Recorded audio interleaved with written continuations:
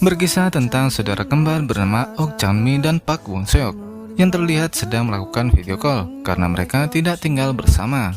Karena mereka harus berpisah di panti asuhan, Park Won-seok sendiri telah diadopsi dan harus tinggal di Seoul, sementara Chang-mi masih tetap di panti asuhan hingga saat ini. Saat itu mereka berdua memutuskan untuk bertemu di tempat biasa, namun tiba-tiba saja Won-seok dihampiri oleh seseorang, dan ternyata orang tersebut langsung mendorong Won-seok hingga terjatuh dari atas gedung.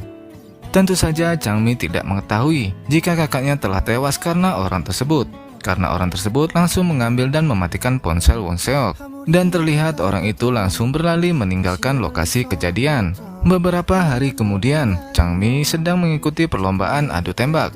Namun ketika bersiap untuk menembak, Chang-mi tiba-tiba teringat dengan kakaknya. Tentu saja hal itu membuat Chang-mi tidak fokus. Dia pun hanya bisa mendapatkan medali perunggu. Di sisi lain, ada seorang pria bernama Ji So-hyun yang bekerja paruh waktu di sebuah tempat bowling. So-hyun adalah seorang pelajar yang tampan dan juga rajin bekerja. Tak hanya itu, So-hyun juga memiliki orang-orang yang selalu baik kepadanya. Namun di samping itu, ternyata So-hyun memiliki seorang ibu yang dirawat di rumah sakit panti jompo. Karena hal itulah So-hyun bekerja keras demi perawatan ibunya. Dan pada saat dia mengunjungi ibunya, seorang perawat memberitahu jika tagihan uang sewa ibunya sudah melebihi jatuh tempo. Mendengar hal itu, So-hyun pun berjanji akan segera menelusinya. Setelah bertemu dan mengajak sang ibu jalan-jalan, So-hyun pun pulang. Namun saat dalam perjalanan pulang, dia merasa sangat pusing dan pandangannya mulai berkurang. Karena hal itulah dia harus mengalami kecelakaan.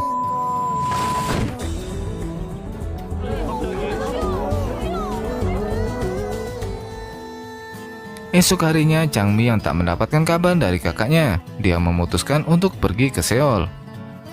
Saat di sana, Chang-mi mencari informasi tentang kakaknya di sekolah, dan tanpa Chang-mi tahu, dia mendapatkan kabar buruk bahwa kakaknya telah meninggal bunuh diri. Chang-mi masih tidak percaya dengan fakta tersebut, karena sebelumnya kakaknya terlihat baik-baik saja, dan tak mungkin jika kakaknya bunuh diri. Dan di sisi lain, orang tua angkat Chang-mi ada di rumah duka untuk mendoakannya. Chang-mi yang mengetahui itu hanya bisa menangis di hadapan abu jenazahnya.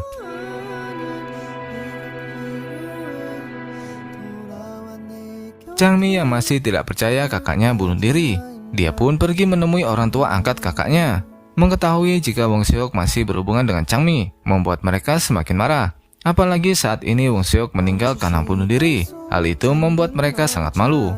Chang-mi yang tidak terima mengatakan bahwa kakaknya meninggal karena telah dibunuh oleh seseorang, dan tidak mungkin baginya jika kakaknya bunuh diri. Namun mereka mengatakan bahwa pihak kepolisian sangat yakin bahwa kematian Won-seok adalah bunuh diri dan bukanlah kasus pembunuhan. Chang-mi yang masih tidak percaya, dia meminta untuk memberikan HP milik kakaknya. Namun anehnya mereka tidak memiliki HP itu. Bahkan polisi juga tidak menemukan HP-nya saat penyelidikan. Dalam keadaan masih tidak percaya, Chang-mi kemudian pergi ke kantor polisi. Dia mempertanyakan tentang kasus kematian kakaknya yang mencurigakan. Saat itu seorang detektif bernama Detektif Jin menanyakan tentang hubungan Chang-mi dan Won-seok. Chang-mi pun mengatakan bahwa dirinya adalah saudara kembarnya, namun mereka terpisah karena Won-seok diadopsi. Chang-mi kemudian mengatakan bahwa kakaknya tidak bunuh diri karena sebelum kejadian itu mereka berdua masih melakukan video call. Detektif Jin masih tidak percaya dengan pernyataan Chang-mi dan tetap menyimpulkan jika Won-seok bunuh diri. Namun saat itu Chang-mi teringat jika ada seseorang yang menghampiri kakaknya, dan mungkin orang itulah yang telah membunuh kakaknya. Namun Detektif Jin tidak percaya dan kembali menegaskan Chang-mi bahwa kematian Won-seok adalah kasus bunuh diri. Namun saat Chang-mi mempertanyakan HP milik Won-seok, polisi tidak bisa memberikan jawaban karena mereka tidak menemukannya. Chang-mi pun meminta polisi untuk membuka kasus tersebut karena dia yakin kakaknya telah dibunuh. Namun tak ada satupun yang percaya dan mau membantu Chang-mi karena polisi masih yakin jika Won-seok bunuh diri.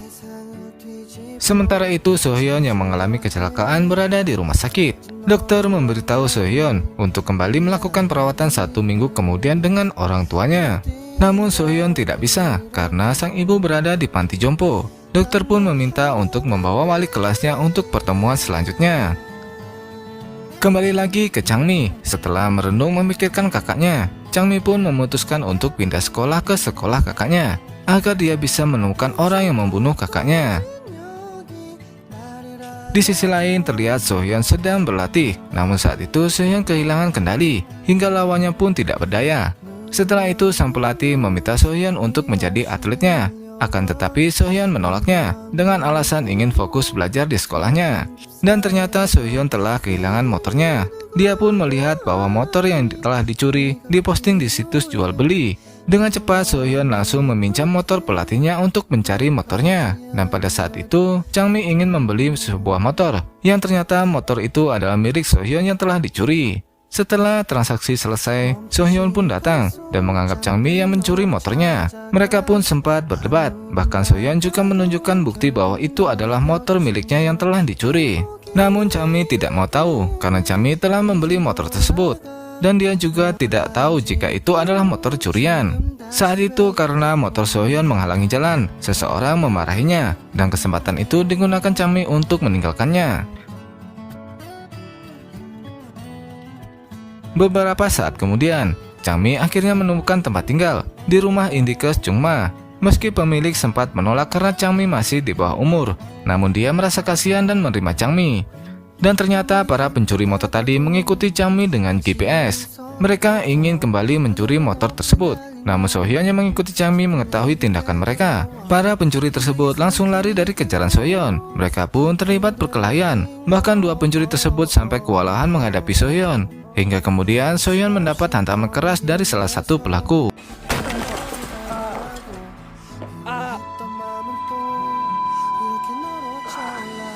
Karena hal itulah mereka berhasil kabur. Namun pandangan Sohyun menjadi terganggu karena serangan tadi. Sementara itu Changmi yang melihat Sohyun tak memperhatikan jalan, terlihat ada truk di belakangnya. Tanpa pikir panjang, Changmi langsung menyelamatkannya. Setelah itu Changmi membantu Sohyun untuk membasuh mukanya menggunakan air mineral. Changmi juga meminta Sohyun untuk tidak datang lagi meminta motornya karena dia telah membeli motornya. Esok harinya adalah hari pertama Changmi untuk sekolah di sekolah kakaknya. Namun saat dalam perjalanan, dia mengalami kecelakaan karena bertemu dengan Sohyun. Akibat hal tersebut, Sohyun meminta maaf. Dia pun membantunya untuk membersihkan bajunya dengan air. Meskipun hal itu membuat Sohyun sedikit tegang.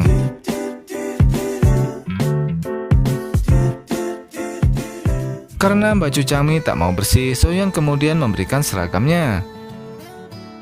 Dan ketika sampai di sekolah, Changmi menjadi sorotan para murid karena memakai seragam mirip Sohyun. Dan ternyata Changmi dan Sohyun dipertemukan kembali di kelas yang sama. Sementara itu, Ok Jin Hyo yang terlihat cemburu karena Changmi memakai seragam Sohyun. Setelah perkenalan yang singkat, Pak Guru memarahi Sohyun karena tidak memakai seragam sekolah. Tentu saja Changmi langsung menjelaskan dan memberikan seragam milik Sohyun. Karena hal itu, para murid menyangka bahwa Sohyun dan Changmi memiliki hubungan asmara.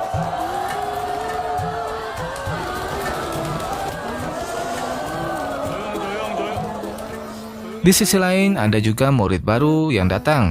Dia adalah Park Jae-bum, yang diketahui Jae-bum sebelumnya mengalami kecelakaan. Dan hal itu mengakibatkan dia hilang ingatan. Walaupun sebenarnya dia telah lulus dari sekolah, namun dokter menyarankan agar Jae-bum bersekolah lagi, agar ingatannya kembali pulih. Dan temannya Jae-bum yang bernama Oh-sung akan membantunya. Setelah selesai, Jae-bum memperkenalkan dirinya di kelas. Di sana dia terus diperhatikan oleh seorang wanita bernama Choi-yun. Saat jam istirahat, Changmi mulai mencari informasi tentang kakaknya.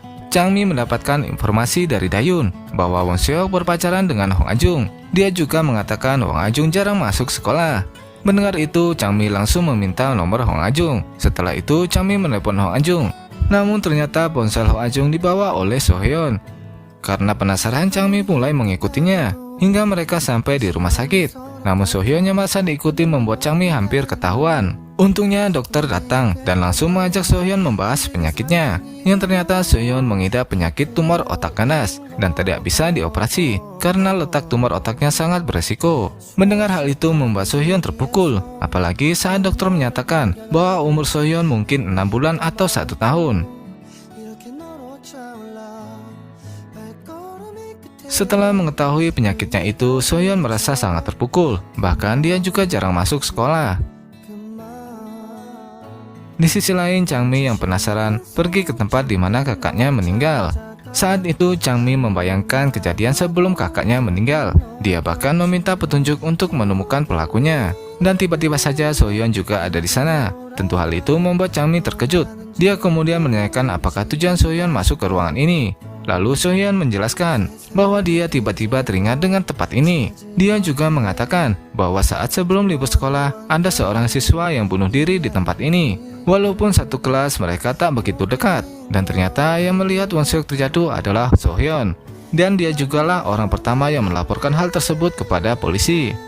Apakah Soyeon yang mendorong Won Seok hingga jatuh dari gedung sekolah? Dan apakah Changmi akan menemukan pelaku pembunuh kakaknya? Tetap stay, sampai jumpa lagi di episode selanjutnya. Dan terima kasih.